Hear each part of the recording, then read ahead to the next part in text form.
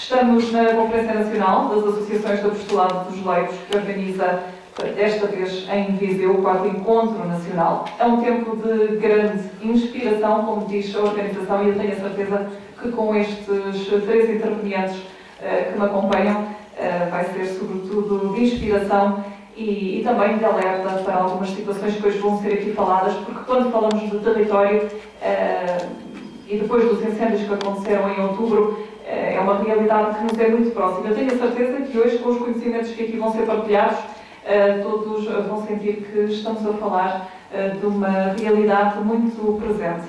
O debate desta tarde, que tem início, que deveria ter início às 5 da tarde, estamos com um ligeiro atraso, designa-se cuidar, empreender e desenvolver no território. Quem vai primeiro ter a palavra, e eu aproveito para apresentar a primeira interveniente deste debate, sem depois apresentar os restantes intervenientes, porque, entretanto, depois da primeira apresentação já se esqueceria toda a apresentação dos outros 2 intervenientes. Então, quem vai agora falar é Margarida Alvim, é natural de Ourém, onde reside atualmente, tem 43 anos, é licenciada em Engenharia Florestal, trabalha desde 2006 na área do desenvolvimento, colaborando desde 2009 com a Fundação Fé e Cooperação. É cofundadora e atual presidente da direção da Associação Casa Velha, Ecologia e Espiritualidade, criada em 2012, peço desculpa, com sede na Quinta da Casa Velha, em Ourém. Vai falar sobre esta experiência da Associação Casa Velha, que nasceu como resposta a desafios muito concretos de cuidar e empreender no território. E é também uma intervenção especial, porque vai ter ao seu lado a arquiteta paisagista Luísa Franco, voluntária da Casa Velha e atualmente também um elemento de direção. Eu estou curiosíssima para ouvir o que tem a dizer sobre este projeto. Uma salva de palmas.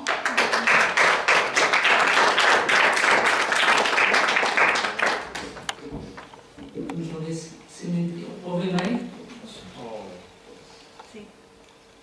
Então, agradecer também este convite para partilhar, estou a ver aqui algumas caras conhecidas à frente, porque é sempre bom, para partilhar a nossa experiência, que sobretudo o que vamos fazer esta tarde é isso mesmo. E porque a Casa Velha, o que é hoje, deve-se à resposta que fomos tentando dar a este desafio de cuidar e empreender no território. E embora eu seja de facto engenheira florestal e tenha começado a minha vida profissional pela área técnica e pelo setor privado, o que sem dúvida agradeço muito, hoje em dia estou mais na área do desenvolvimento local, pessoal, e por isso a abordagem da Casa Velha neste empreender do território é muito a partir da educação. Mas avançando. Então, o primeiro ponto, só falar um bocadinho de quem somos. Somos várias coisas hoje em dia. Aqui estamos a ver a casa em si, que é na aldeia de Valtravesso, no Conselho de Ourém, ao pé de Fátima. É uma quinta agrícola importante em área, porque a média de propriedade, já que estamos a falar de território, vou dar alguns dados de território que são sempre nos xadrez complicado de integrar. A média de propriedade no concelho é 1 hectare, a Quinta da Cadeira tem 67 hectares, com muito retalhados, antigamente tinha vinha, olival, um bocadinho de eucalipto, um bocadinho de tudo, como nas zonas rurais estamos acostumados a ver, quer no território, quer nas pessoas. Fazemos todos um bocadinho de tudo, não é? E é isso que também nos dá a resiliência e sustentabilidade. Estamos no distrito de Santarém, estamos na Diocese de Leiria e Fátima, estamos na Direção Regional de Agricultura Ribatejo e Oeste, mas somos aquele cantinho que já não é nada, nem a Ribatejo nem a Oeste. E que às vezes é difícil também de ter políticas que aterrem como deve ser no território. Portanto, é uma região de minifúndio que foi sendo muito abandonada,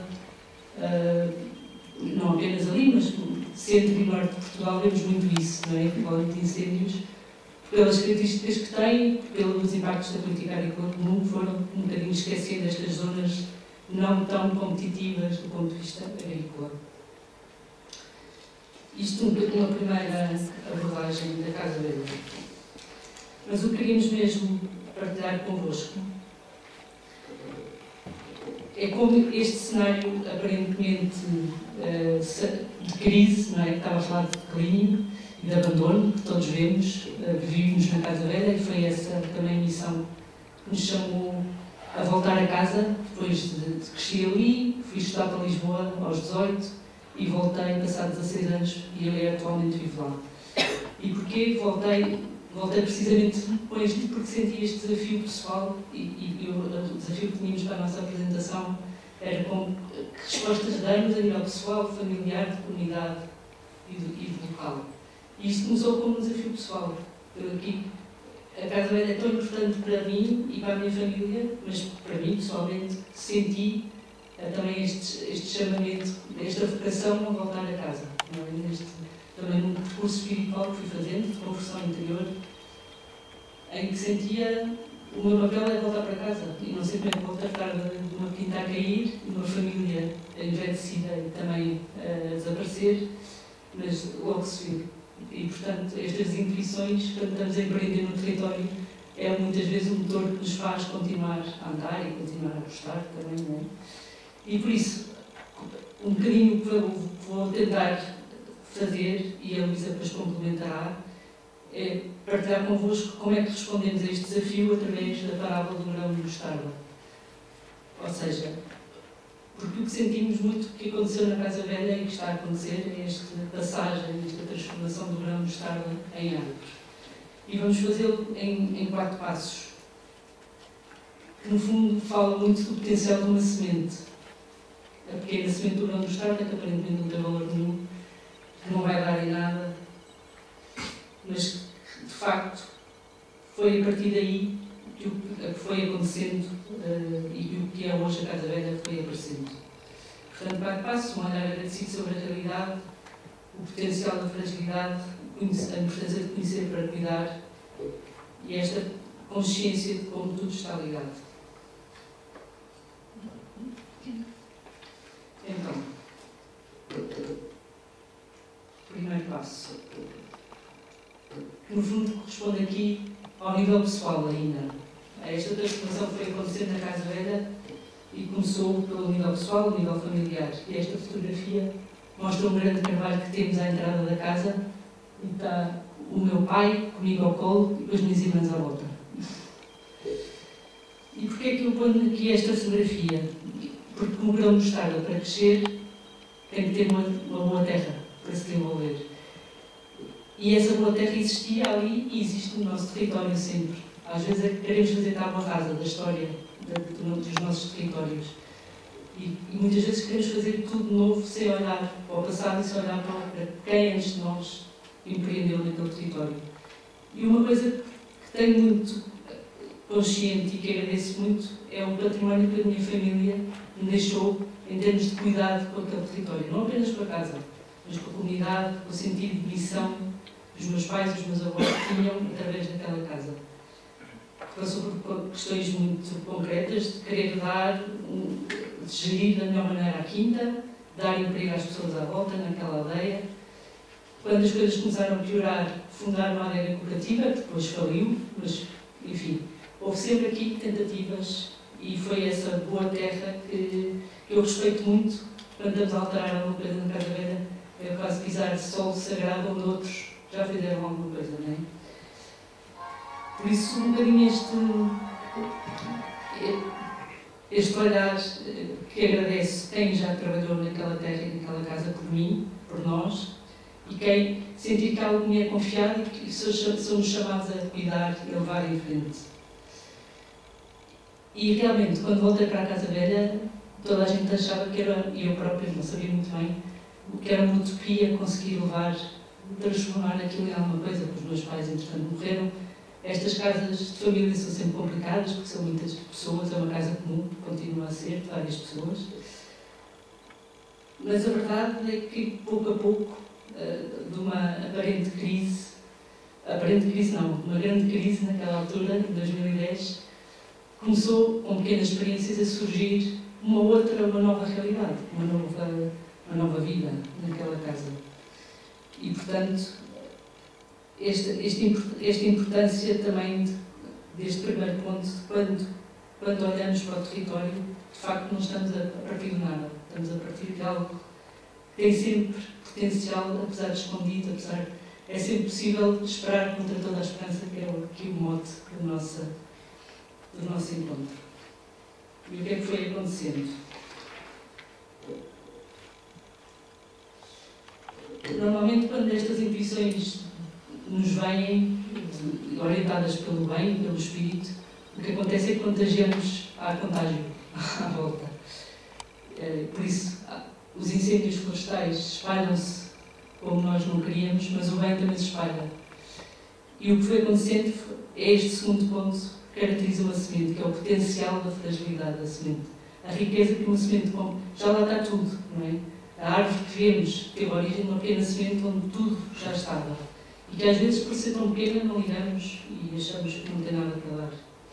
Portanto, este ponto, o que foi acontecendo foi uma transformação da casa física, porque as casas estavam a cair. A primeira, as fotografias que estão a ver, são da transformação da garagem, que já praticamente não tinha telhado, em capela. Foi a primeira obra que fizemos, começou em 2010, há 7 anos. E isto foi acontecendo com vários grupos que fomos acolhendo e fomos recebendo, e que cada vez mais se sentiam marcados pela passagem na Casa Velha e que nos estimularam cada vez mais a ir respondendo. Depois uns pediam para vir uma semana, 40 para trabalhar, também a ajudar no que fosse preciso. 40 uma semana, o que é que se faz? 40 é preciso casas de banho, questões tão práticas quanto esta, não é?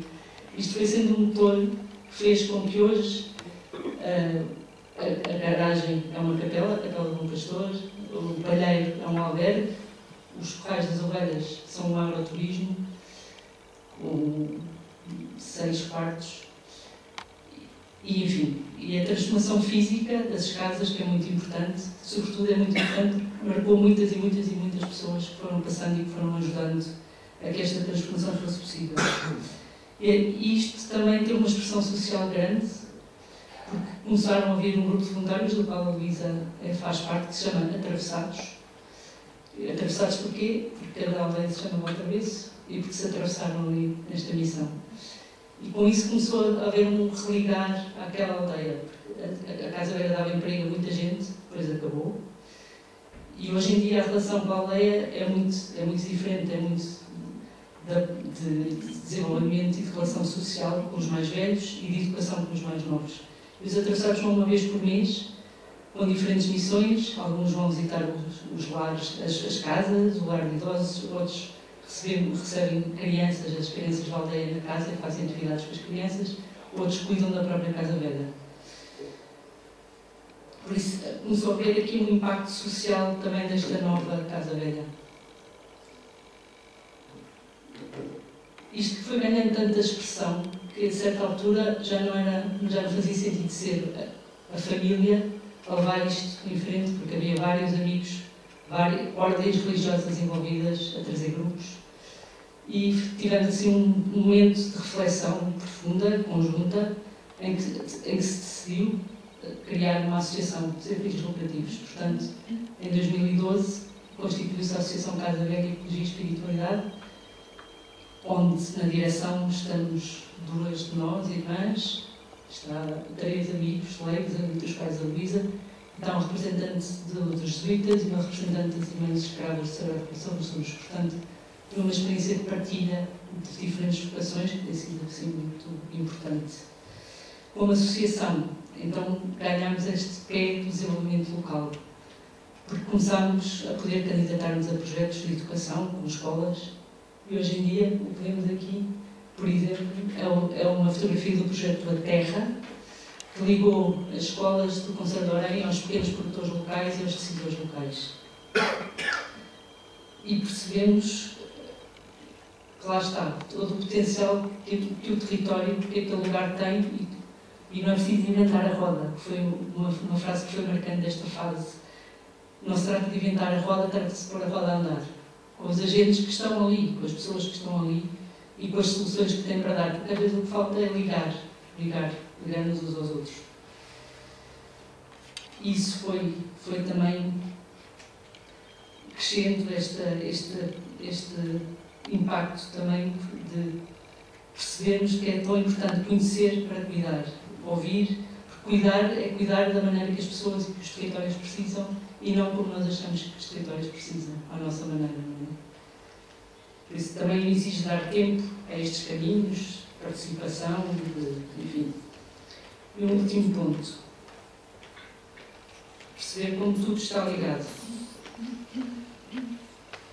Hoje em dia, passado 7 anos então da primeira obra, passado 5 anos da associação estar constituída, já estamos ali, o pai do António está ali numa reunião, coincidentemente.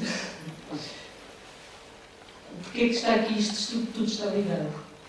Temos aqui a primeira fotografia, é uma conferência na Gulbenkian, em 2015, que a Casa Velha promoveu quando saiu a encíclica Laudato Si, que o Papa Francisco fala do cuidado da casa comum. Foi uma encíclica muito, muito importante, porque, no fundo, confirmou o caminho que estávamos a fazer, de cuidar da casa comum. Fomos aprendendo a cuidar da casa comum, e estamos a aprender ainda, mas tudo o que o Papa referia na encíclica parecia mesmo que tinha a ver com o que nós estávamos a oferecer e tem. E, portanto, ali temos uma conferência na Gulbenkian com um dos padres jesuítas que ajudou também o Papa a escrever esta encíclica. E foi assim uma passagem quase da vida oculta da Casa Velha para a vida pública também. Depois, em cima, temos uma fotografia de uma reunião em Orem, no meio do drama da sucata dos eucaliptais que arderam e que depois não foi cortada a madeira, depois, numas jornadas do território que organizámos, dentro do projeto da Terra, onde foi possível juntar ali, no meio da confusão, com os pés no território, o vice-presidente do ICNF, do Instituto da Conservação da Natureza e das Florestas, dos bombeiros, no fundo, os vários níveis de decisão que temos e com quem temos que contar, nacional, regional, local. E acho que foi um dia que marcou todos, porque é muito diferente desenhar políticas com os pés na terra, de vez em quando. Os políticos precisam disto e também está na nossa mão, nos territórios, trazê-los aqui. Porque achamos muito que não saem de Lisboa, mas também se calhar não fazemos muito para os trazer aos territórios. E aquela reunião foi realmente importante para todos. Depois, por fim, temos uma fotografia de uma grande caminhada que organizámos de mudança de estilos de vida em maio passado. O Papa veio a Fátima, porque nos pareceu que fazia todo sentido também fazer uma grande peregrinação na Casa Velha a Fátima, com este mote da mudança de estilos de vida, com uma maior consciência de que todos temos aqui um papel a desempenhar no cuidado desta casa, que é para todos, mas que nem todos têm no lugar. Por isso, de facto, o segredo da Casa Velha é um segredo, como nos parece que é tão importante conseguir atingir, é ligar os diferentes agentes no território, os diferentes níveis, local, global, e ligar estilos de vida, as nossas mudanças diárias, com mudanças políticas. E aí acho que a transformação social acontece. E agora passava a palavra à Luísa, também para continuar aqui a nossa partilha. Eu aproveito só para recordar que tem cerca mais ou menos de aproximadamente 5 minutos também. Então, boa tarde. A mim cabe uma tarefa mais fácil, que é sintetizar esta história da Casa Velha e o que estamos agora também a concluir, porque estamos a entrar numa fase de sistematização desta experiência que tem vindo a ser feita. E acho que agora é fácil, olhando para a história da Casa Velha, e em paralelo com esta história do grão de mostarda, é fácil reconhecer, de facto, como estes níveis estão todos ligados. Que começou no nível muito pessoal, individual, no nível familiar, que se foi contagiando à comunidade ao travesso e que agora já chega a um território muito mais abrangente e, através de projetos, chega a muita gente.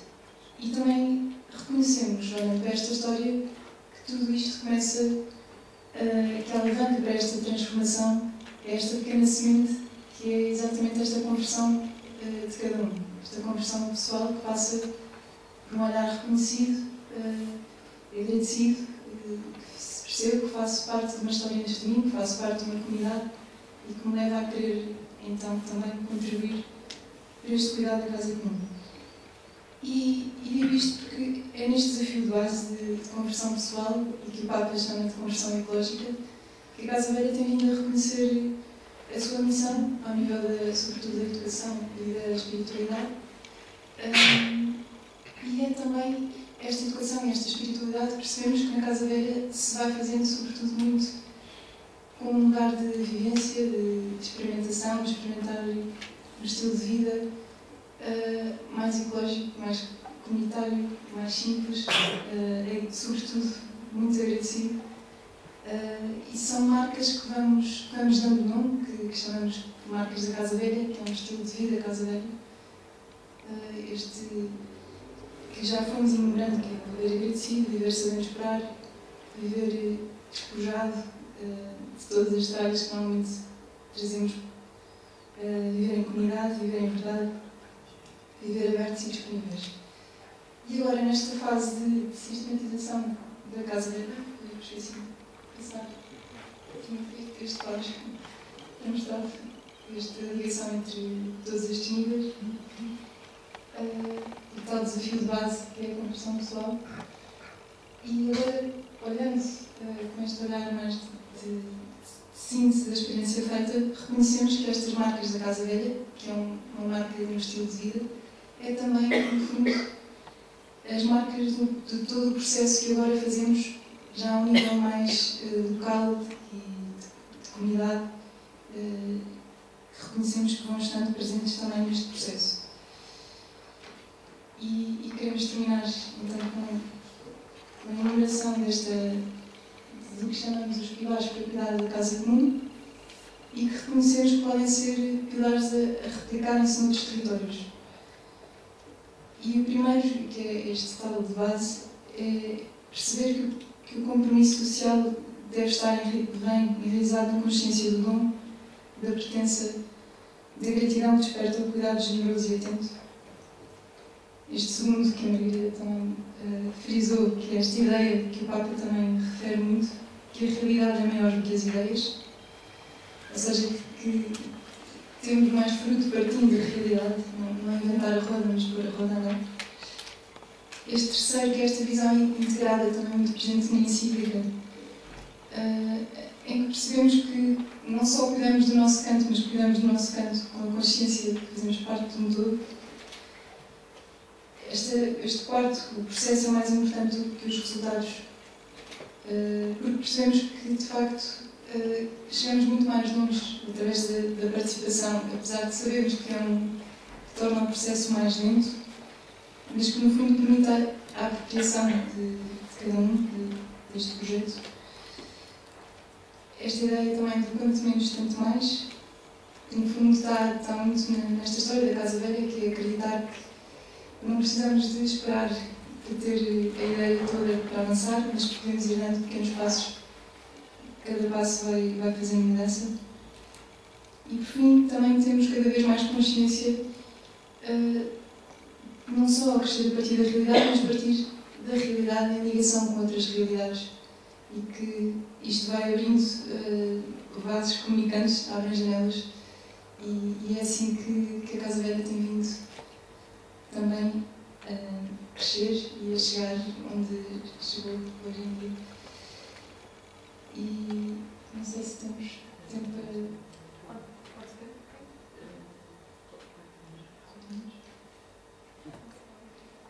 Sim.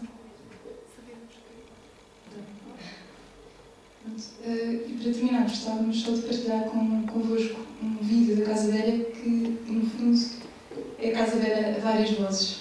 A Casa Velha é um lugar de pessoas, é um lugar de histórias de vida, e aqui temos um bocadinho o retrato da Casa Velha a partir de cada uma destas pessoas.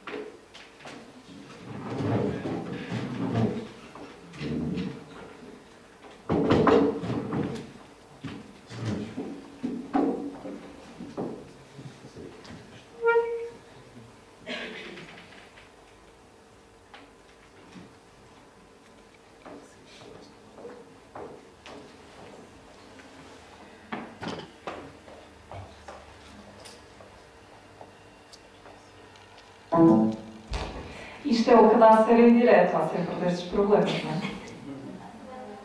Se fosse gravado, já estava resolvido.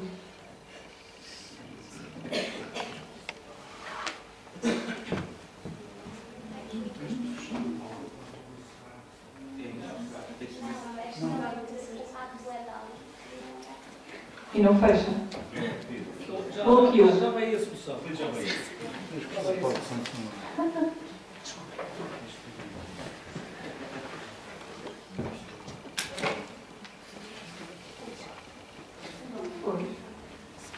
Não quero mesmo trabalhar.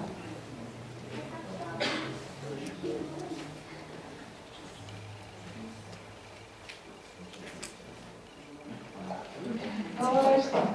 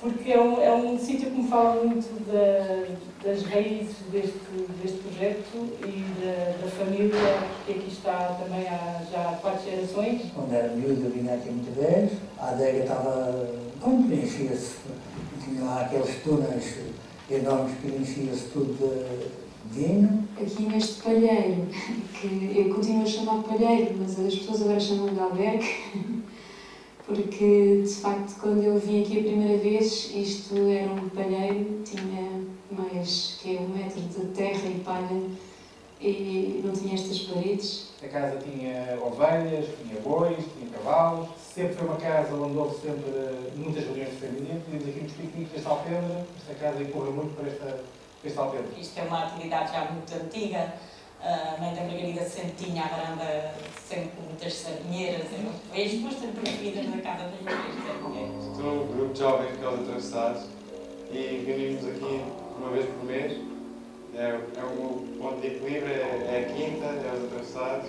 Eu vim parar na Casa Velha há 3 anos, ouvi falar do grupo dos atravessados e na altura aquilo cativou-me, a ideia de perceber que era um grupo, não só um grupo de voluntariado, de oração, comunidade, mas muito ligada a esta questão da ecologia. Estou aqui na Casa Velha a fazer um campo de férias dos Carraças. Cá estamos a passar esta semana de crescimento com Deus e com a natureza. Aquilo que era a garagem ficava aqui no meio deste núcleo construído da quinta, como comemoração, e a comemoração poderia ser uma capela. Aceitei o desafio de transformar aqui uma garagem numa capela. Da Casa Velha. Faço parte da direção da Associação Ecologia e Espiritualidade da Casa Velha. O que é a espiritualidade? Podemos lá está, é esta vida pelo Espírito, de deixarmos guiar pelo Espírito, não é? Deixarmos guiar pelo Espírito que é o Espírito bom, de bondade e de bem.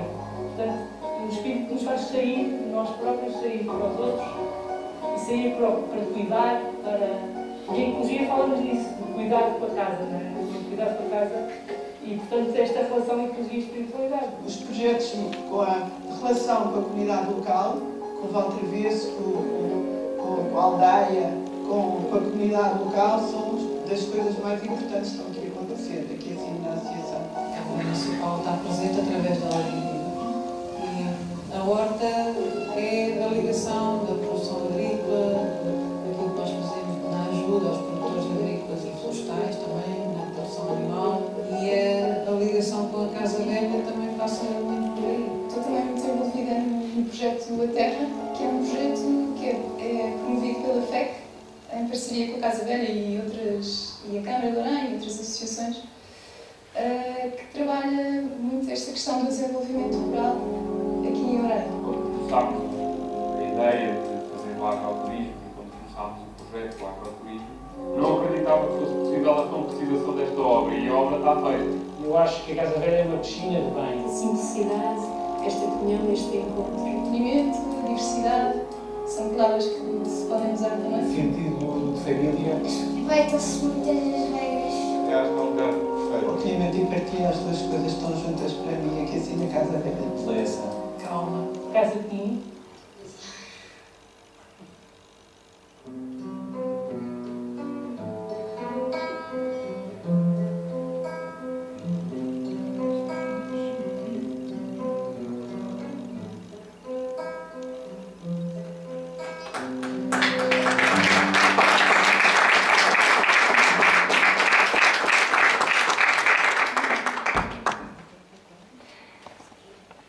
Agradecer de forma dupla estas duas intervenientes, Margarida Alvim e Luísa Franco, um depoimento cheio de coração e de emoções, reportando a intervenção de Margarida Alvim, falando deste desafio pessoal importante, agradecer todos os dias o que temos, o sonho que ela aqui também partilhou de voltar para casa, de cuidar dos seus.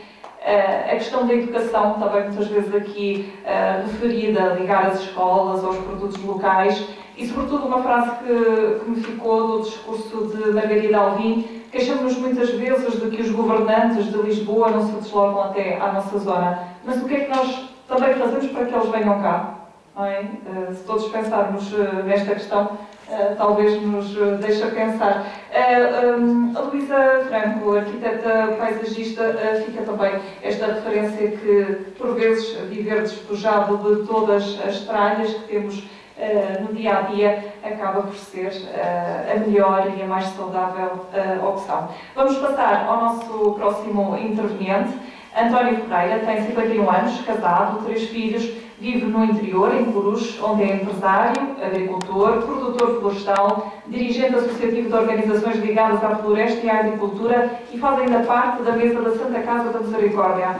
Vai, sobretudo, refletir sobre o tema estímulos ao desenvolvimento territorial do interior, fazendo uma introdução sobre o que é o interior, falando depois um pouco sobre a importância de nos associarmos. Vai finalizar com alguns exemplos e com uma ligação entre o modelo associativo e a doutrina modelo social cristão. Modelo social cristão, peço uma salva de palmas.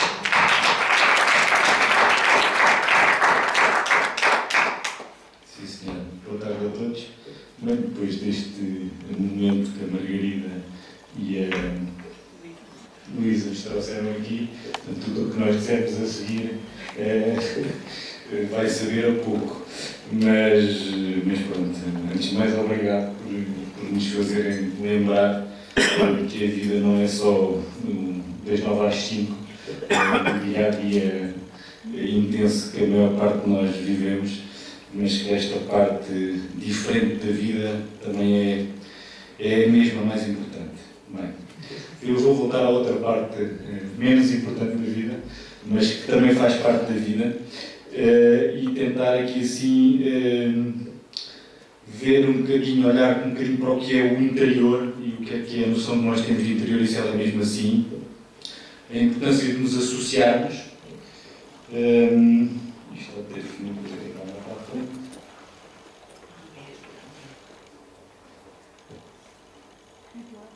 É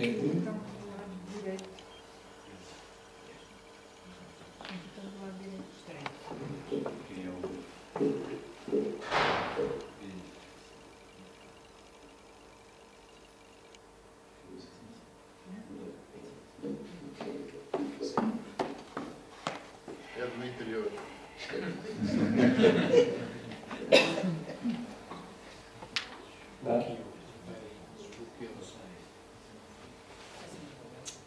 Ameaça que eu vou lá outra vez. Coitado do interior.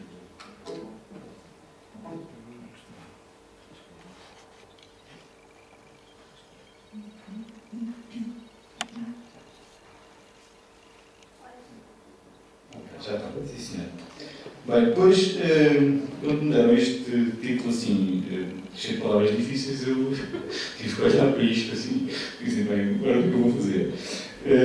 E isto obrigou-me a olhar para esta minha realidade, que eu, para além da minha vida de agricultor, também estou alguma coisa envolvido em algumas associações, umas mais ligadas à floresta e à agricultura e outras ligadas a outras realidades locais, mas olhar para isto numa perspectiva mais cristã. Eu sou católico, católico praticante, não é? Que o católico vai à missa ao domingo e cumpre os deveres mínimos, mas às vezes nós não olhamos para a vida nessa perspectiva, não é? Vamos vivendo a vida, vamos usando aquela matriz que temos cá dentro de nós, ela de vez em quando vai-nos lembrando que temos que voltar outra vez ao caminho mais direito, mas olhar assim numa perspectiva social cristã, eu confesso que nunca tinha olhado.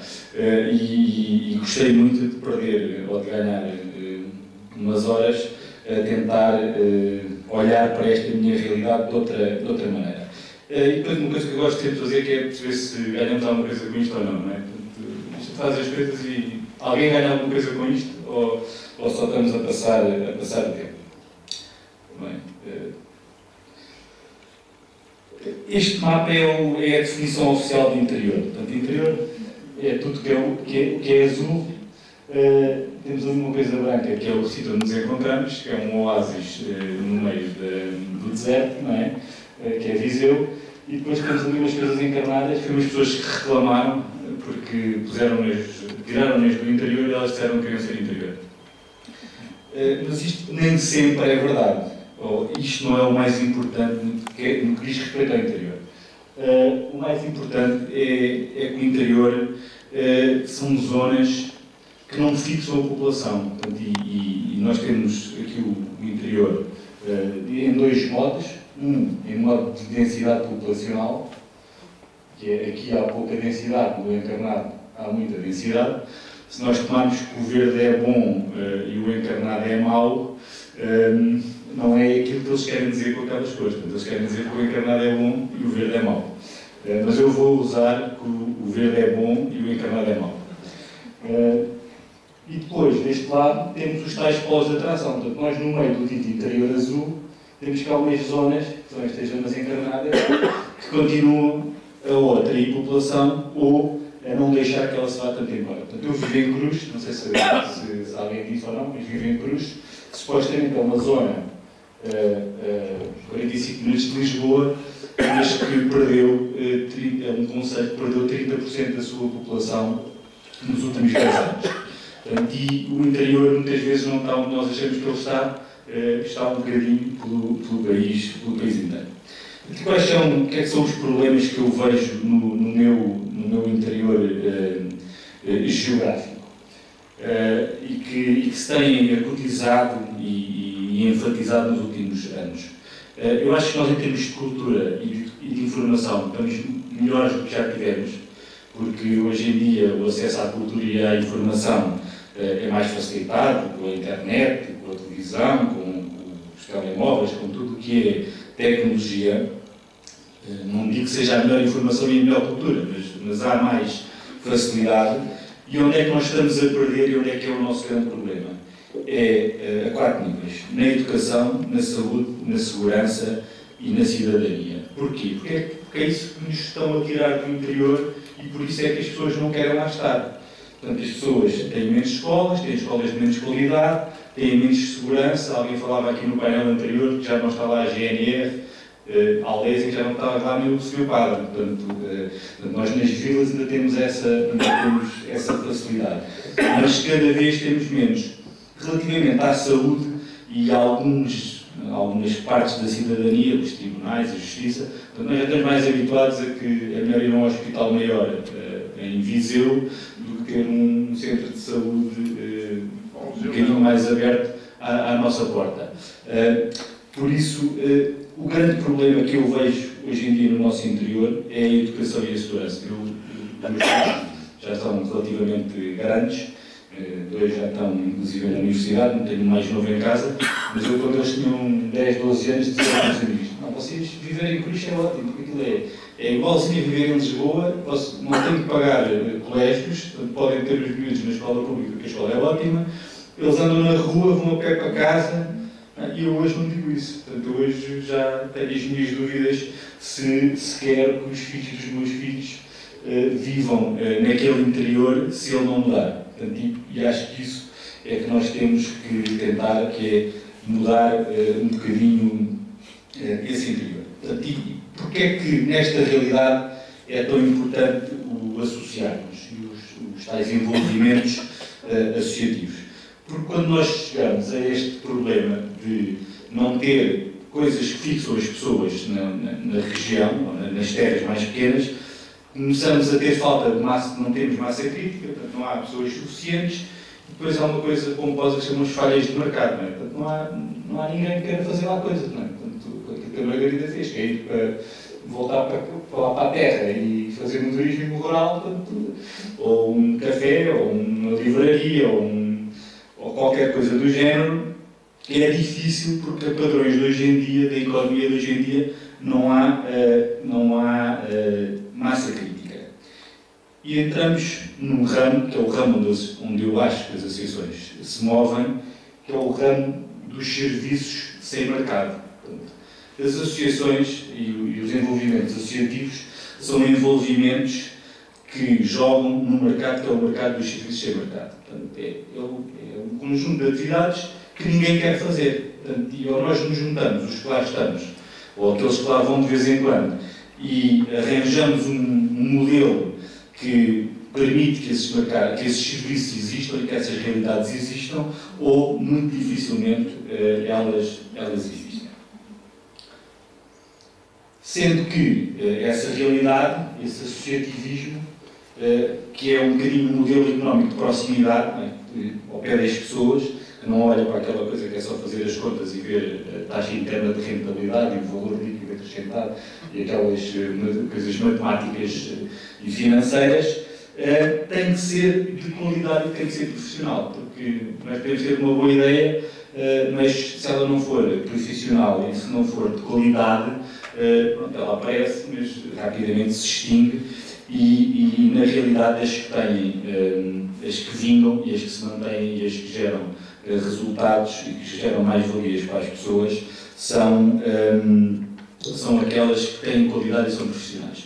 E há um exemplo que eu dou sempre, que é as Santas Casas da Misericórdia, que estão cá há 500 anos e que continuarão outros 500 anos. Eu, não inventei esta ideia, eu, a certa altura na minha vida profissional, tive alguns contactos com a Santa Casa da Misericórdia de Lisboa e havia um senhor que lá estava, que era diretor do património, que dizia assim: António, você não tem problemas que isto, a Santa Casa está cá há 500 anos e daqui a 500 anos ainda vai cá estar. Isto a algumas alturas está melhor, outras está pior, mas o nosso caminho é sempre para a frente, porque a ideia é boa, isto é profissional e funciona. Portanto, eu captei aquilo e farto-me de repetir essa ideia como um projeto de sustentabilidade.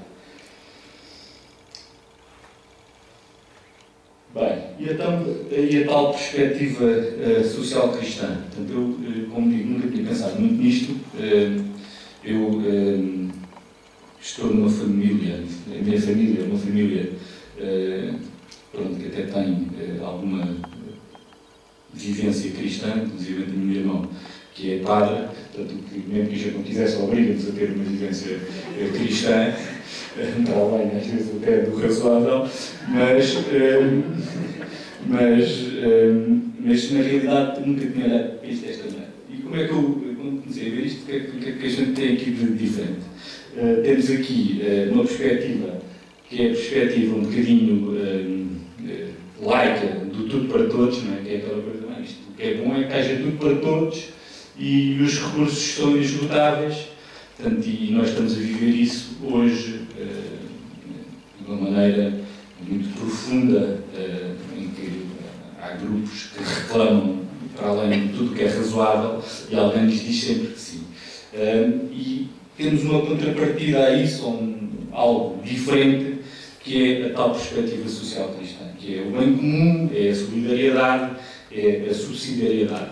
E acho que é um bocadinho isso que pode fazer a diferença nos envolvimentos associativos que alguém com uma formação como um cristão deve ter, ou como um católico deve ter, consegue, muitas vezes sem pensar, ou sem o fazer muito refletidamente, levar às suas iniciativas, que é olhar para além das fronteiras do indivíduo, portanto, o tal bem comum, é tentar agregar os recursos, os tais recursos escassos, que numa zona onde houvesse outra massa crítica seriam usados de outra maneira, mas que ali têm que ser usados numa perspectiva mais social.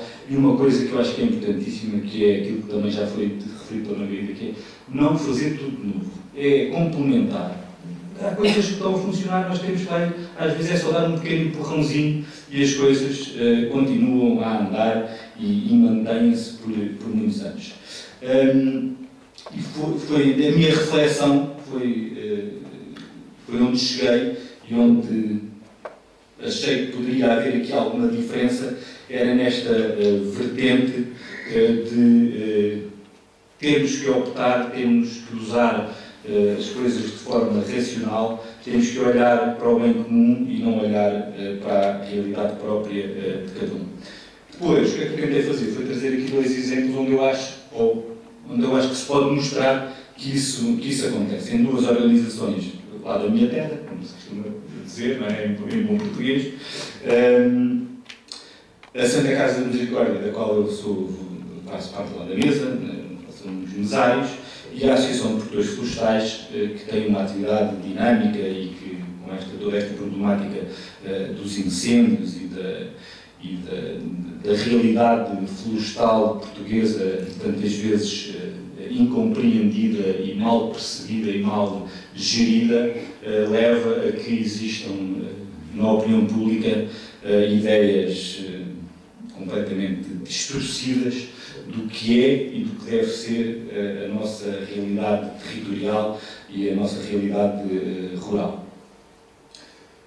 Só para termos uma ideia da dimensão das instituições, a Santa Casa da Misericórdia de Cristo é uma instituição que tem 600 irmãos, se calhar 300 já não vivem lá, portanto, são os que fazem parte dos tais 30% de pessoas que desapareceram daquele concelho. Tem 250 utentes, tem 100 funcionários, fornece quase 400 refeições por dia e naquela perspectiva do verde e do encarnado, que eu me esqueci de referir para trás, mas tudo que estava a verde era coisas que eu achava boas, tudo que estava encarnado era coisas que eu achava menos boas. A Misericórdia tem um conjunto de serviços que eu acho que são de substituição, porque não devia ser ela a fazê-los, ela fala-los, mas não devia ser ela. É gerir um lar de idosos e uma unidade de cuidados continuados, que é uma coisa que o Estado deveria fazer e não faz, e que nós nos substituímos. E tem um conjunto de serviços de proximidade, que é um apoio domiciliar, um centro de dia e uma componente de apoio espiritual que nós tentamos não perder nos múltiplos afazeres que aquela organização tem. Depois, a Associação de Produtores Florestais é completamente diferente, é uma coisa completamente diferente. Também tem muitos associados, cerca de 500, gera uma área, abrange uma área enorme, ela não gera nada, portanto, os proprietários lá naquela zona é que gerem tudo, ela só tem serviços comuns. Tem pequena propriedade e grande propriedade, é uma característica daquela região, tem propriedades muito grandes, outras médias, mas também tem muitas propriedades pequenas, uma coisa que se chama foros, que são zonas que eram antigas propriedades grandes que foram sendo divididas, e tem serviços comuns e serviços específicos. O que interessa aqui para a nossa realidade são os serviços comuns, que é o que é que nós conseguimos fazer em comum, estes 500 associados. Fazemos uma coisa que se deve fazer em todo o país, que se chama faixa de gestão estratégica de combustível. São zonas onde os incêndios diminuem a sua intensidade e onde os bombeiros os conseguem apagar. Porque o que acontece quando os incêndios tomam uma dimensão que tomaram aqui nesta região é que se não houver essas faixas, eles não se conseguem apagar. Portanto, eles só se apagam por si próprios. Portanto, e nós fazemos isso e temos isso feito. Temos chapadores florestais, que são pessoas que estão dedicadas a esta realidade do risco de incêndio e da floresta 365 dias por ano. E depois temos informação que damos aos nossos associados e fazemos muita investigação e colaboramos em muita investigação e muita inovação.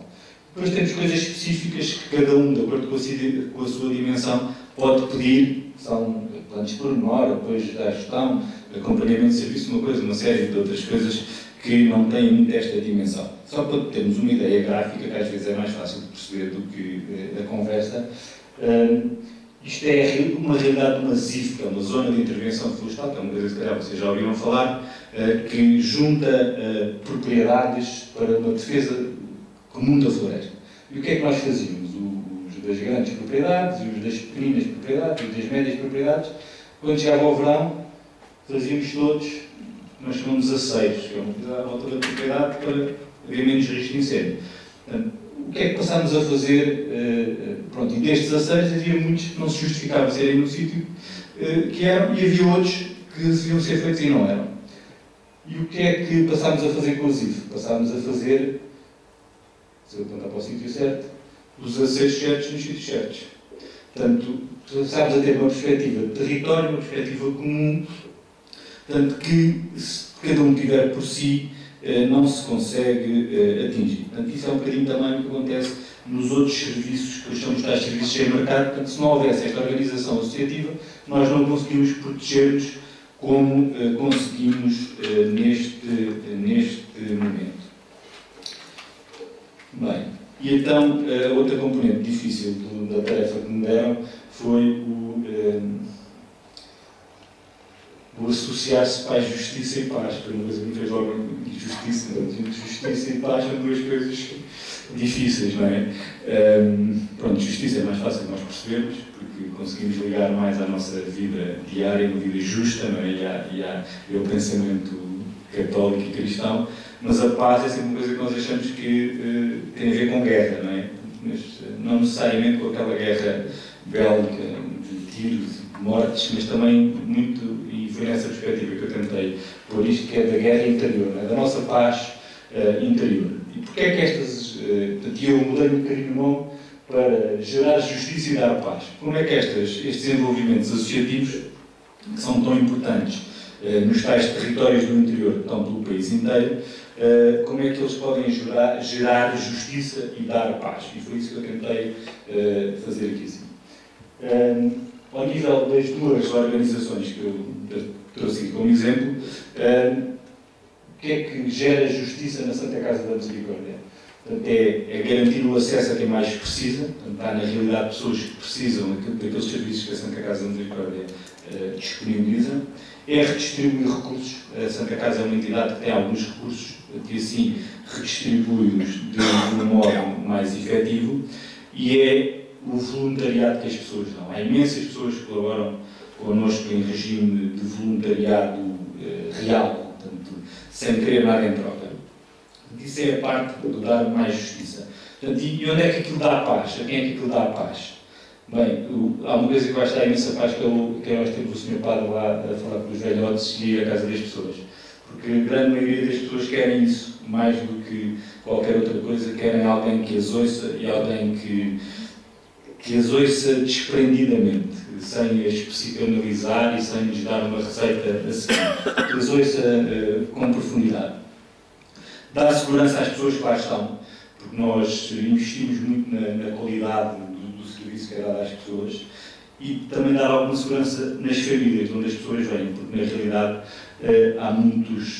há casos sociais que nós nem imaginamos ao nível da realidade do nosso país e das nossas terras e às vezes à nossa porta, e é isso onde eu também acho que este tipo de iniciativas podem dar paz.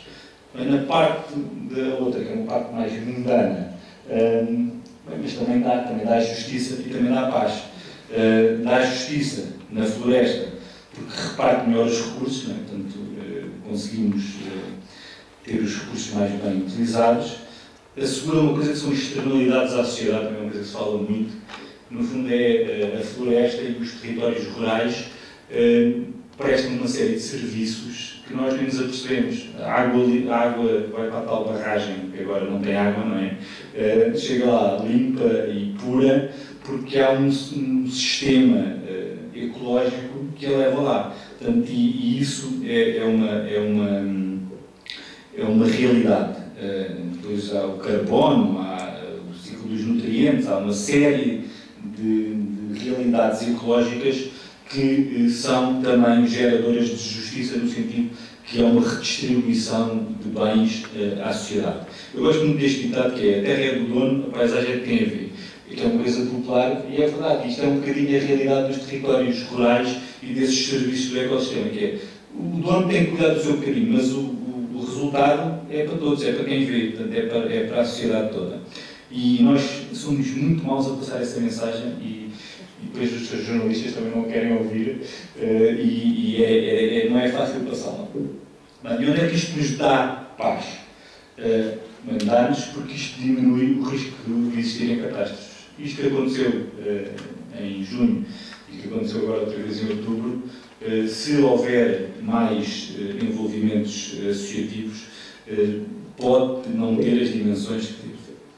E porque assegura a tal sustentabilidade, portanto, a tal transmissão às gerações futuras, transmitir, vir de trás, passar por nós e ir para a frente, e nós sermos um bocadinho os guardiãos ou guardiães desta vida na Terra e desta realidade terrena e espiritual que às vezes nos esquecemos, mas que nos enquadra no dia a dia.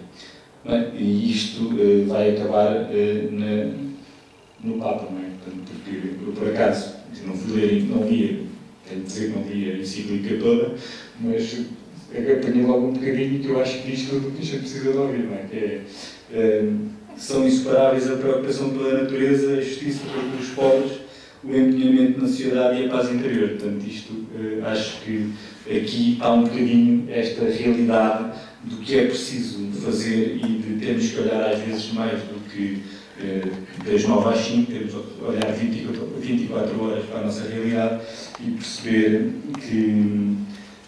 que é importante ter uma parte da nossa vida ligada a coisas que não sejam só para nós, mas que sejam para todos. Sim, muito obrigado.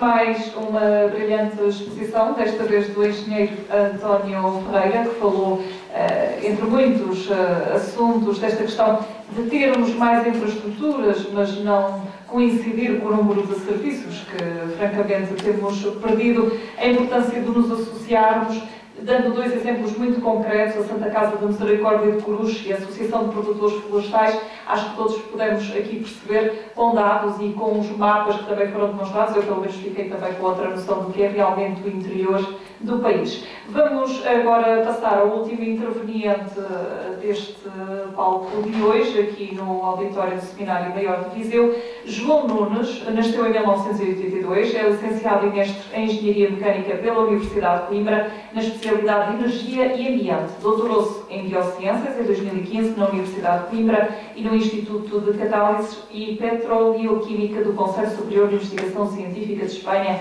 associado ao desenvolvimento de uma metodologia para o uso sustentável do território e estudo de novas cadeias de valor de alto valor acrescentado. É investigador desde 2004, tendo estado em 5 laboratórios nacionais e europeus de investigação científica e desenvolvimento tecnológico. Eu conheço o engenheiro Nunes, também já fiz uma reportagem com ele para a Rádio Renascença. Foi ele também que esteve por detrás de todo aquele projeto da BLC3 em Oliveira do Hospital e que ganhou um prémio europeu. Aliás, tem 3 prémios de reconhecimento do trabalho técnico-científico. João Nunes.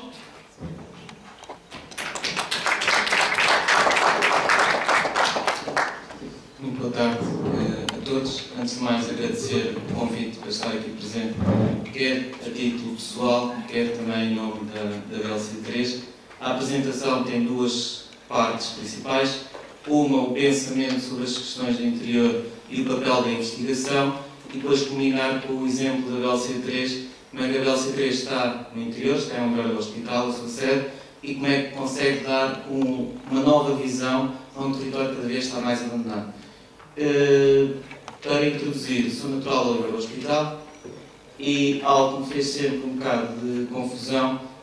Nós éramos cerca de 90 colegas no 12º ano e atualmente os que seguiram o ensino superior só estamos 3 em Oliveira do Hospital, de 90.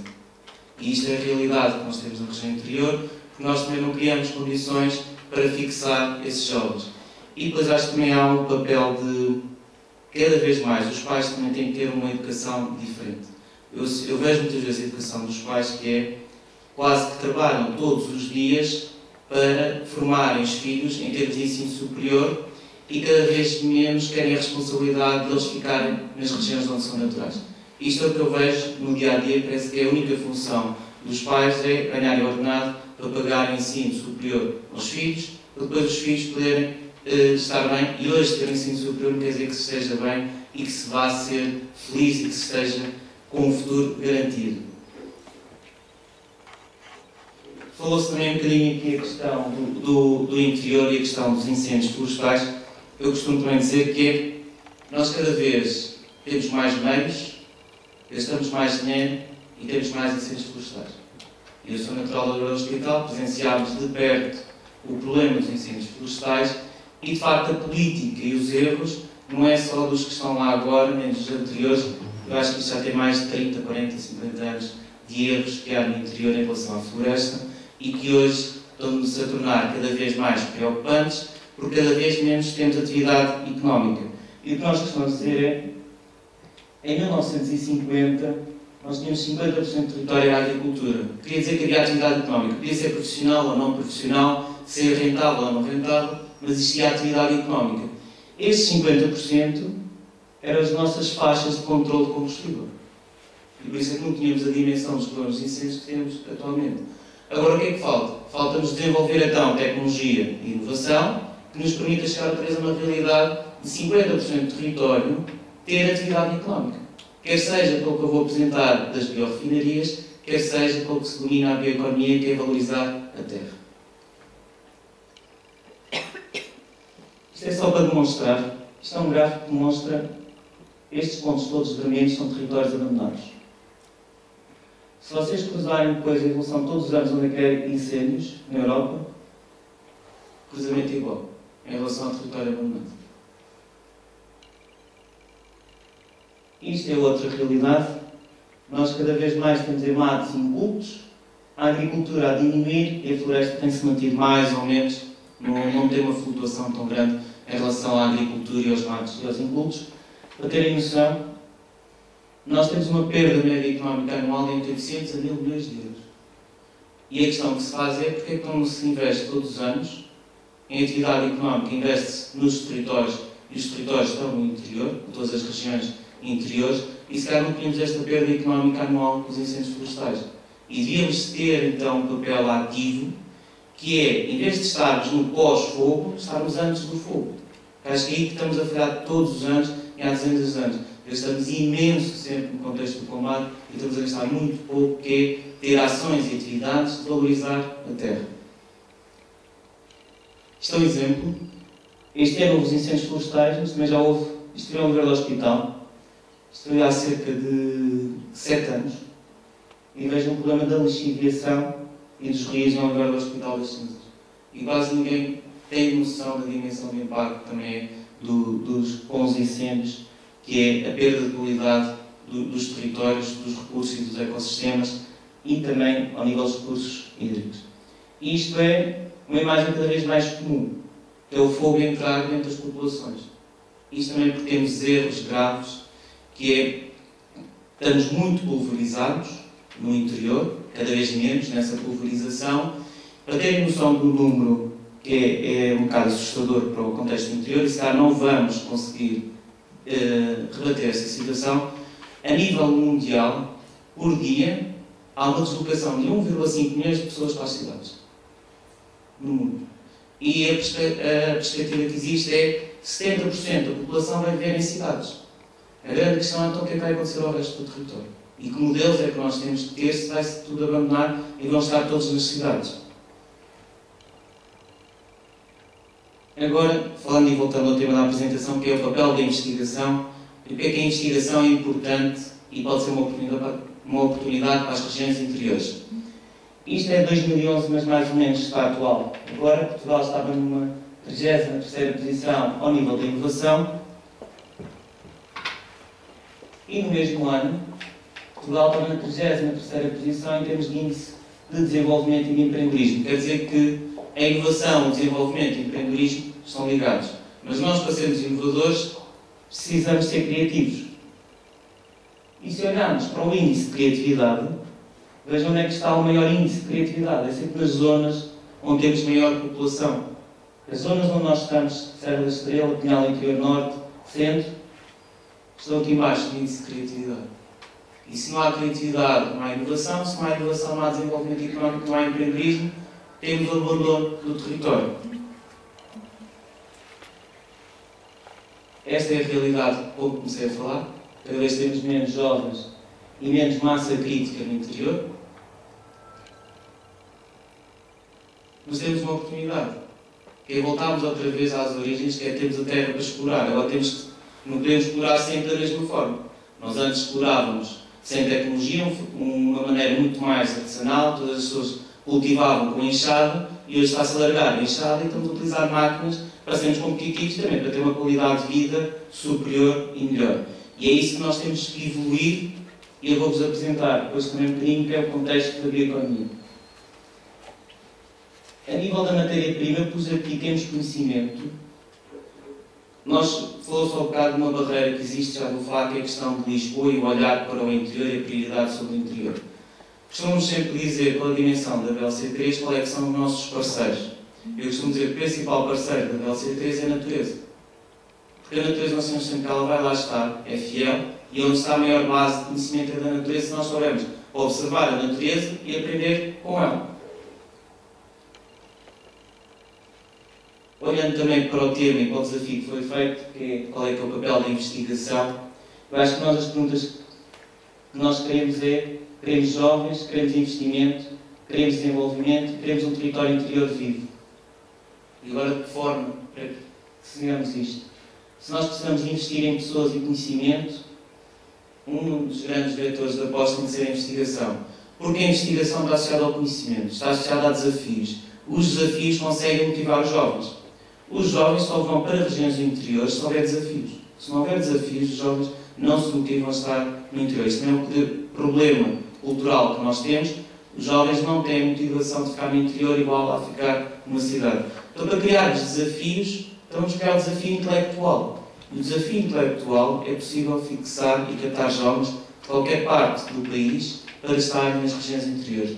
E por isso é que a investigação é um agente de mudança e tem um papel muito importante, que é ser o desafio intelectual para os jovens. Esta também tem a ver com uma situação que sempre presenciei e acho que é bom transmitir, porque acho que temos de ter uma visão diferente. Falamos muito no contexto dos millennials, das novas gerações, com as antigas gerações dos boomers, e às vezes parece que andamos divergentes e não convergentes. E o que é que quer dizer com isto? Eu presenciei há pouco tempo, foi uma sessão em Aveiro de empreendedorismo, estávamos a falar de empreendedorismo, e eu tinha como função apenas catalisar empreendedorismo e motivar as pessoas que estavam na plateia. Estavam cerca de 20 pessoas, a maior parte eram jovens, Haviam 2 pessoas menos jovens, mas que o dia deles era com jovens. Eram pessoas que estavam ligadas a um agrupamento de escolas e estava um diretor. O diretor faz mesmo isto no meio de uma apresentação. Estamos a falar sobre o contexto de empreendedorismo, conhecimento. Ele vira-se e diz: eu já tenho 56 anos, já não tenho nada para aprender, por isso nem preciso estar aqui a falar. E eu disse assim: isso era um erro grave, porque o conhecimento não tem idade.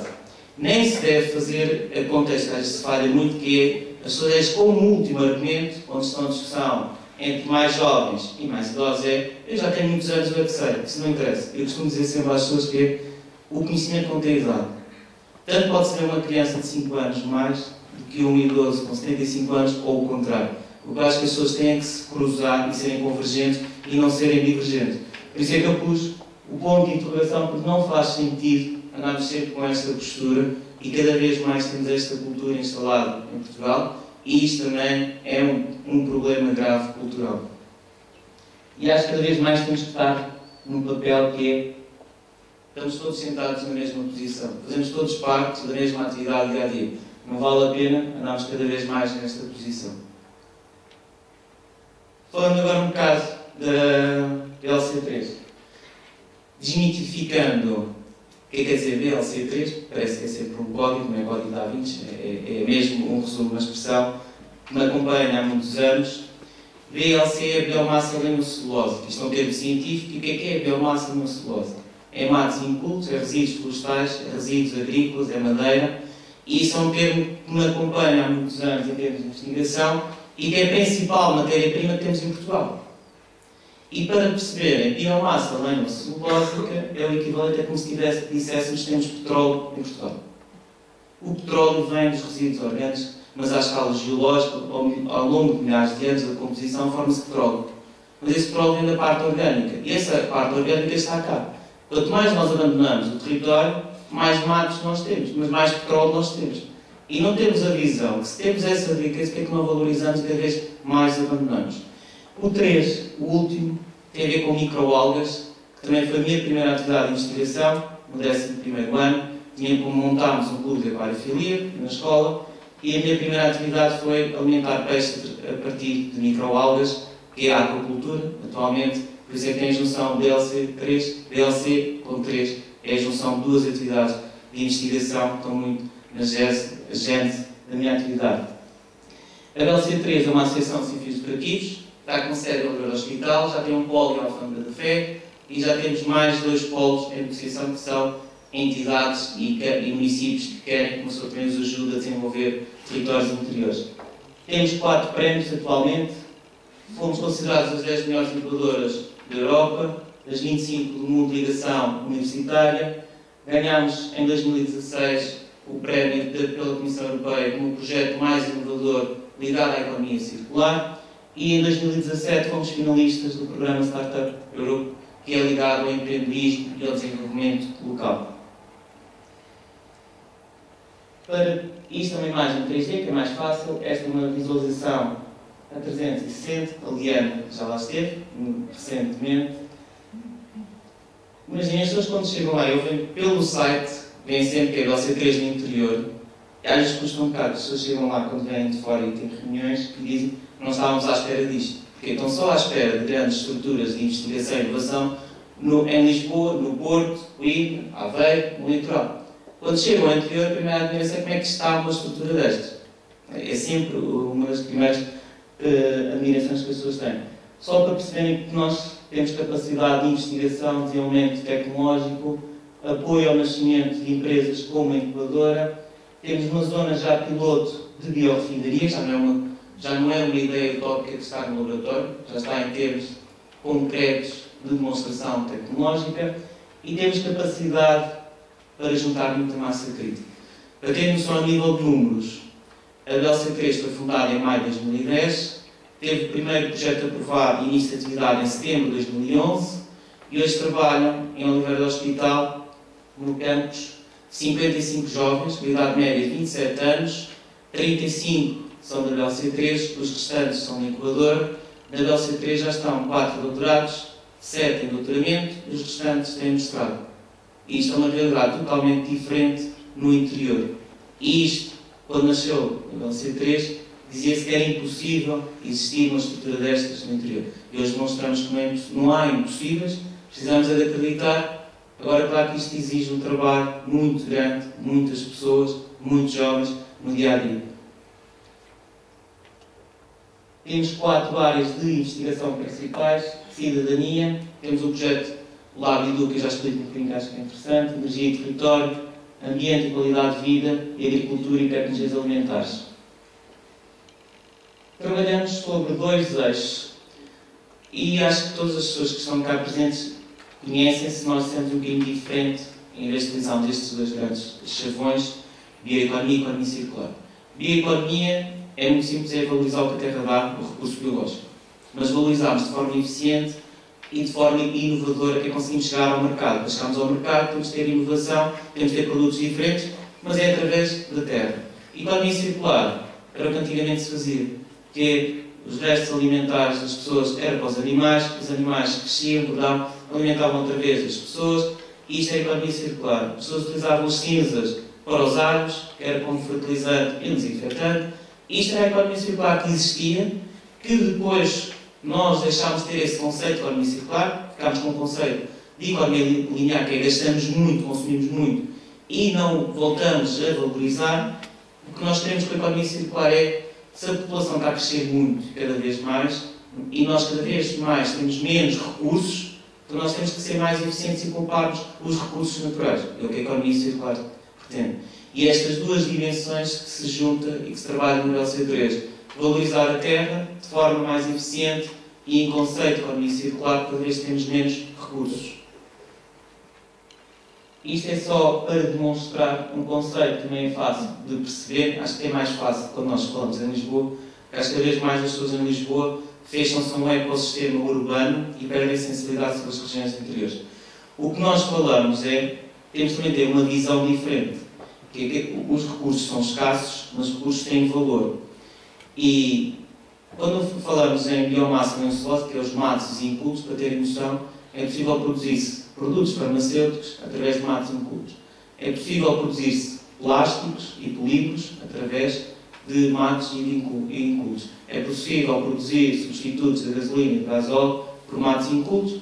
E é possível uma vertente mais comum, que é produzir eletricidade e calor e energia, que já é utilizada e que as pessoas é mais comum. O que queria demonstrar é há outra vida, além do calor e da combustão, dos recursos dos matos e dos incultos, que é os produtos com grande valor acrescentado. Agora imaginem que é, através dos matos e incultos, ir-se para a indústria farmacêutica, para a indústria dos polímeros, dos plásticos. Isto é uma nova realidade para as regiões interiores, porque é matéria-prima. Um aspecto importante, já foi objeto de uma tese de mestrado, que é qual foi a nossa estratégia de comunicação e divulgação. E foi sempre, fizeram a pergunta, porque é que começámos sempre o internacional? E hoje demonstrou-se o porquê. Estávamos numa região interior e em Portugal não se dá valor aos próprios projetos, nem ao que se faz em casa. Então nós conseguimos demonstrar que primeiro tivemos valor internacional, depois do valor internacional é que se abriram os focos em Lisboa. Esta imagem quer dizer é que às vezes Lisboa pensa que por ter este bonito monumento, Portugal inteiro está lá, e não está. Portugal inteiro é muito mais território. Eu costumo dizer que Lisboa tem uma forma interessante, que é tipo a maçaneta de uma porta, mas a porta é o elemento todo que é Portugal. Mas é apenas uma entrada principal, mas não é a única, porque nem faltam as dobradiças, porque senão ficam sem porta e ficam sem o território. E essa visão que falta em Portugal. Terceiro, depois começámos com a divulgação local. E porquê? Aqui isto nós já compreendemos. Estamos a falar em tecnologia, estamos a falar em investigação, naqueles territórios interiores, como agora o hospital e outros. Não é fácil estar a transmitir que vamos produzir gasóleo e gasolina através de um mato de inculto. Mas isso nós até temos essa noção. O que às vezes não compreendemos e temos que mudar é que este pilar não devia ser o segundo, devia ser sempre o primeiro, mas não o conseguimos. E acredito que ainda hoje, ainda é difícil, mesmo depois dos incêndios todos, e nós temos tido prémios internacionais a demonstrar que temos de ter uma estratégia diferente pela questão dos incêndios, parece que ainda é uma grande interrogação e é difícil de explicar isto a Lisboa. Obrigado pela atenção. Desculpa.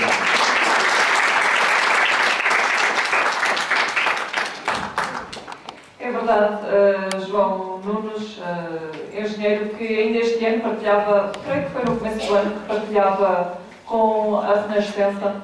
Aliás, o título da notícia que depois acabou por ir para a internet era Fogos Florestais, solução com apoio europeu. É de lamentar que muitas vezes tenhamos jovens com capacidade e com propostas que realmente poderiam resolver muitos dos nossos problemas. Falou do papel da investigação no estímulo ao desenvolvimento do território, alertou para este aspecto de não se criarem as condições para fixar os jovens, e o João Nunes saberá mais do que ninguém do que está a falar porque vive em Oliveira do Hospital. Estamos pulverizados no interior, e essa foi uma realidade que nós denotámos também quando da cobertura dos incêndios. Se não houver desafios, os jovens certamente não ficarão no interior. E há aqui uma questão que o João não abordou, mas que é sempre interessante, e é uma frase que ele costuma dizer: a questão do interior litoral é uma questão que só se lhe coloca quando ele está em Portugal, porque quando vai para a Inglaterra, França, Europa, não é? Então, ninguém lhe pergunta: és do interior? És de Oliveira do Hospital? As pessoas não estão interessadas nisso. Portanto, é uma temática que, sobretudo, muitas vezes assume um peso de dificuldade. Ei, estás na Serra da Estrela, tens que vir a Lisboa, isso é super longe. Não é assim. E portanto, cabe a nós também, jovens, invertermos essa tendência. Vou dar 20 minutos, e apenas 20 minutos, porque já começámos atrasados e, portanto, às 7 horas da tarde vamos dar, por fim, por terminada esta sessão. Quem quiser colocar uma pergunta, basta levantar o braço e dizer a quem se dirige, e a pergunta sucinta e breve, uma pergunta e não um comentário, porque é isso que se pretende.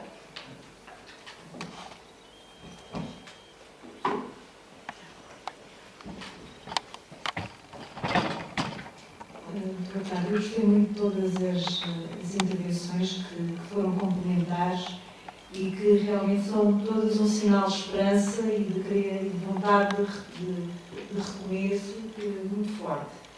A minha questão é um bocadinho, talvez provocatória, é perguntar se vocês acham que esta imagem que foi escolhida para este encontro reflete ou está em contradição, portanto, esta da praia, que é uma imagem que eu acho que é um bocadinho do litoral, não é? Por um lado, se está de acordo com as preocupações aqui sentidas, porque parece-me que há uma certa contradição, não é? Podemos escolher a imagem de uma praia e, afinal, nós estamos muito a procurar olhar para o interior e ver que o interior também tem muito espírito e realmente pode comunicar, mudar muito, apesar de toda a crise e toda a catástrofe. O interior tem uma imensa riqueza que por vezes não está realmente devidamente reconhecida. E pronto, é a observação e a questão. Eu quase que aposto que aquela imagem era o Val do Lucim, da Serra da Estrela, mas quero acreditar. Não sei se algum dos intervenientes quer dizer. Eu creio que esse será um pormenor que muitas vezes nós caímos por tendência, porque se calhar provavelmente muitos dos organizadores que estão por detrás deste evento provavelmente não estarão a viver aqui como nós, não é? Mas já ao demonstrarem preocupação em abordar estes temas numa tarde que tem sido dedicada ao território, eu acho que já por isso já valeu a pena. Quem é que tem mais perguntas? Aquele senhor além, Felisberto, doutor Felisberto. Eu era para o Sr. Engenheiro Nunes. Efetivamente, a sua explanação para mim foi uma delícia. Agora, é efetivamente está demonstrada a rentabilidade da recolha da massa que está aí para as nossas florestas, para produzir energia, para produzir produtos fitofarmacêuticos ou fitofarmacêuticos que seja, etc. Está rentável de maneira que nós possamos deixar de ter este petróleo aí perdido e que, como se viu, ardeu terrivelmente.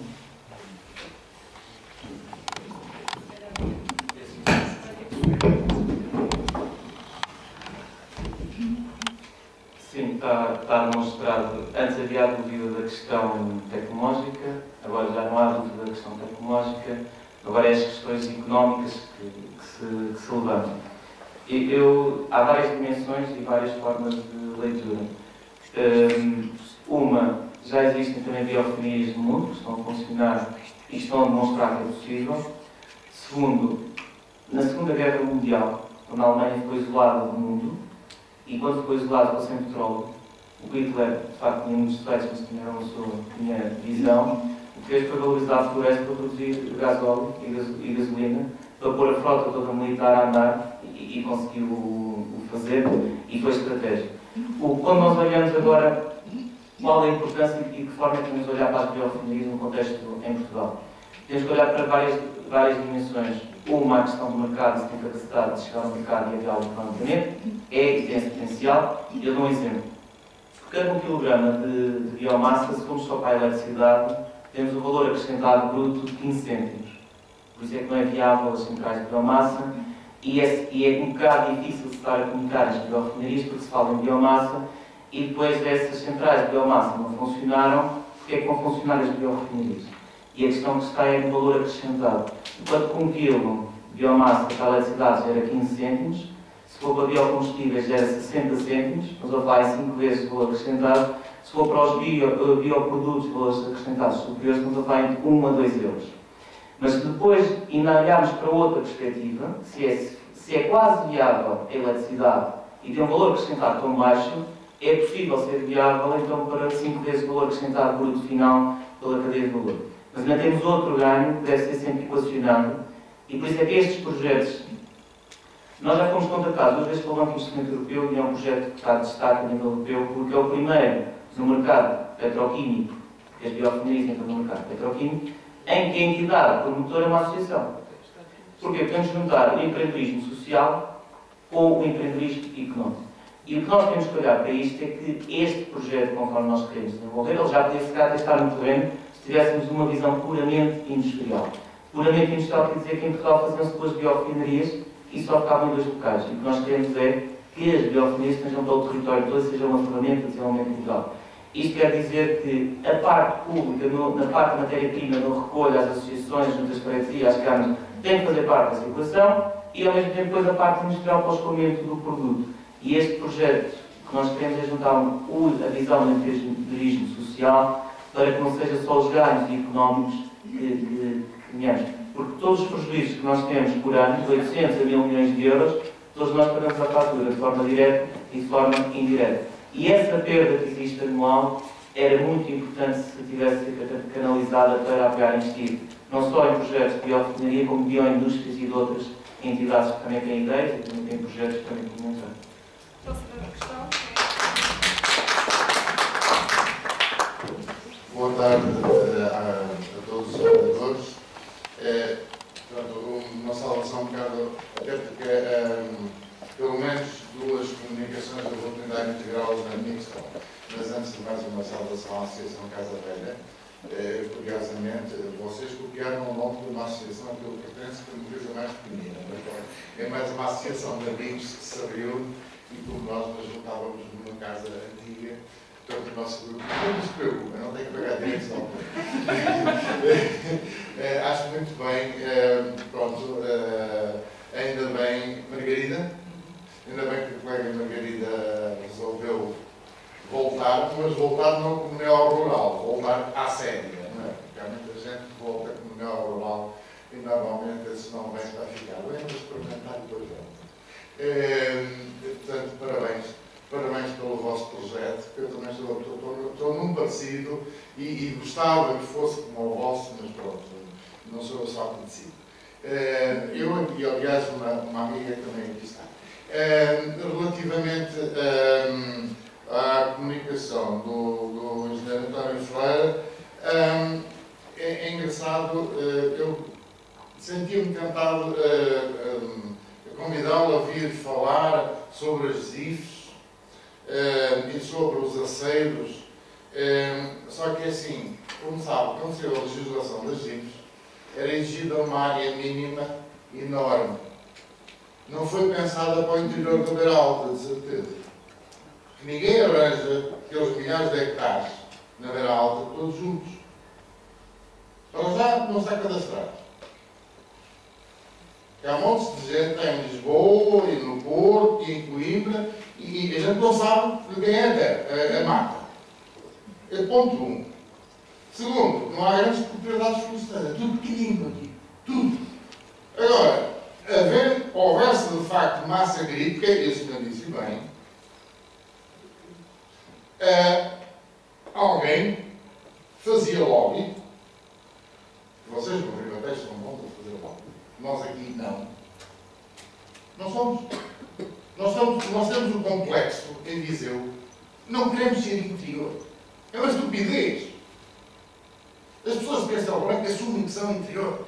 Nós aqui temos a mania. Não, a gente está a meio caminho do litoral. E depois levamos na cabeça, porque nós não somos nem carne nem peixe. Porque andamos aqui com a mania que não somos interior. Pronto, somos Coimbra B. Temos a mania que somos Coimbra B. Pronto. E então, portanto, mas como digo, aqui à volta é tudo coisas pequeninas. A guarda também assume que é interior. Pronto, é assim mesmo. Mas então, tudo pequenino, logicamente não seria uma única zif na Beira-Alta. Agora, logicamente, se houvesse uma legislação mais flexível, mas para isso as pessoas tinham que se mexer, fazia-se aquele mapa que o senhor mostrou. Porque, de facto, a gente para fazer aceiros, alguns ficavam sem mata nenhuma. Fazia-se o aceiro, pronto, então ia mata, olha, agora com uns marcos, de cada lado do aceiro. Pronto, mas, portanto, obrigado por ter mostrado como na prática se pode resolver. Agregam-se algumas, fazem-se os aceiros principais, e por ter falado também nas faixas de gestão, que aqui nas aulas se poderiam fazer com pastagens e forragens, mas isso também pode falar enquanto agricultor, mas as pessoas não percebem se calhar a importância das ovelhas, nomeadamente a ovelha rodaleira, como sabem, uma 4L. Ela também pasta tipo carga. Pronto, mas as pessoas não percebem isso. Obrigada, então, a pergunta é dirigida... É dirigida, okay. Pronto, e entretanto, o Dr. João Nunes, eu felicito, não ouvi falar de si na Web Summit, mas pronto, vocês não foram lá com nenhum gadget nem coisas assim no género, mas felicito por mostrar que não é só em Lisboa, cá em Andorista. Obrigado a todos. Só dizer que eu não sou daqui, mas tenho algum conhecimento também da região e há imensos exemplos de zifos nesta região, tanto ali na zona de Oliveira do Hospital, Tábua, em toda essa zona, como na zona da Beira Serra, do outro lado de...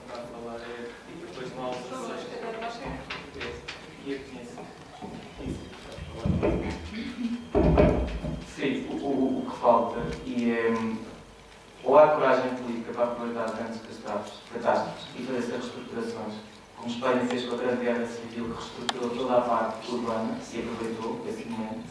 Se nós não tivermos a coragem de o fazer agora, em que as pessoas têm a disponibilidade para aceitar determinadas medidas, já não vão aceitar nunca mais. E uma delas é acabar de vez com a divisão dos territórios e promover a junção. E a questão, de facto, há zifes neste território só tem um problema, não há aceiros deste tamanho e a única manutenção da gestão que fazem com combustível é nunca se fizesse. Quando passa o fogo, ele passa de um lado para o outro, mas é quase como se fosse a mesma coisa. Acho que a única coisa que faz é que fica o terreno melhor para os caçadores furtivos da noite poderem passar, que é a única coisa que vejo. Porque o problema da dimensão da propriedade, por exemplo, a Oliveira do Hospital tem uma média de 0,7 hectares e toda aquela zona. E é impossível trabalhar-se na agricultura, trabalhar-se na floresta, para terem noção, eu ter com uma quinta com os meus pais de 4 hectares, quantas compras já fizemos, só imposto que começou a pagar para andar a juntar a terra, que é um erro que existe, nós devíamos promover, isentar, era a reestruturação fundiária, devia haver o fundo de investimento para termos territórios de maior dimensão, profissionalizar o setor primário e, de facto, depois é mais fácil termos zifes e associações, porque aqui é muito complicado. Eu conheço zonas mais do Alentejo e de outras regiões, é mais fácil gerir o território, aqui de facto é uma dor de cabeça, mas se não aproveitamos este momento para reestruturar, e houver, tem que haver coragem política, se não aproveitamos agora, já não vai ser muito. Nós temos que gritar para que haja coragem política. Sim. Podemos então, vamos então só mais uma pergunta, esta senhora aqui, e a última pergunta. Aliás, a minha formação não tem nada a ver com esta área, eu sou formada na área das unidades, mas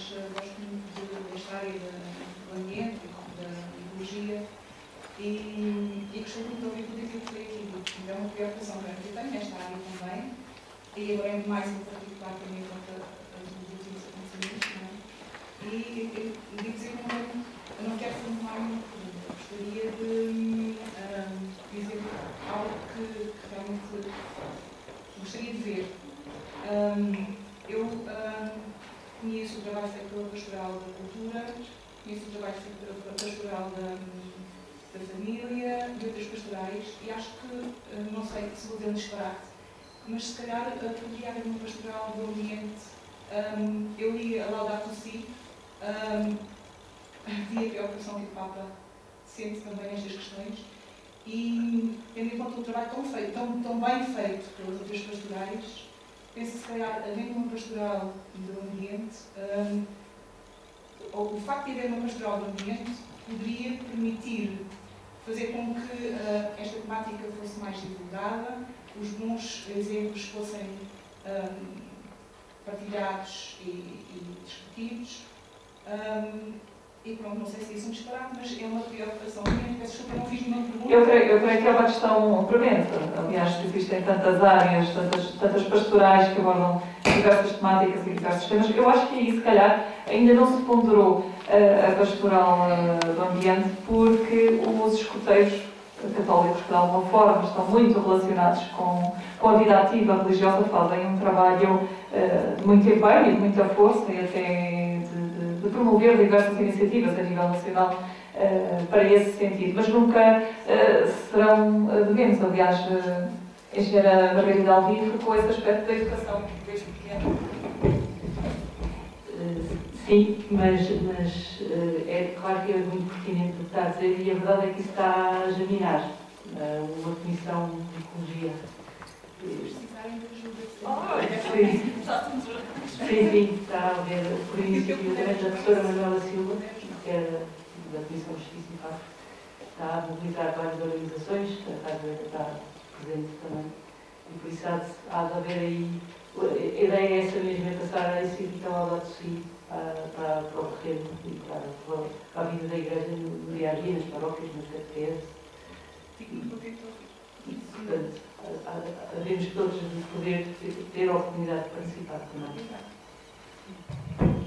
Até porque o próprio Papa Francisco tem insistido nessa temática do ambiente, das alterações climáticas, até da proteção dos animais, com bastante insistência. Vamos dar por terminado o debate de hoje, desta tarde, inserido então no quarto encontro do Movimento Nacional de Leigos. Agradecer a quem dirigiu o convite, agradecer também a estes ilustres convidados que aqui nos fizeram companhia e a vos pedir a vocês uma salva de palmas para eles e para vocês também.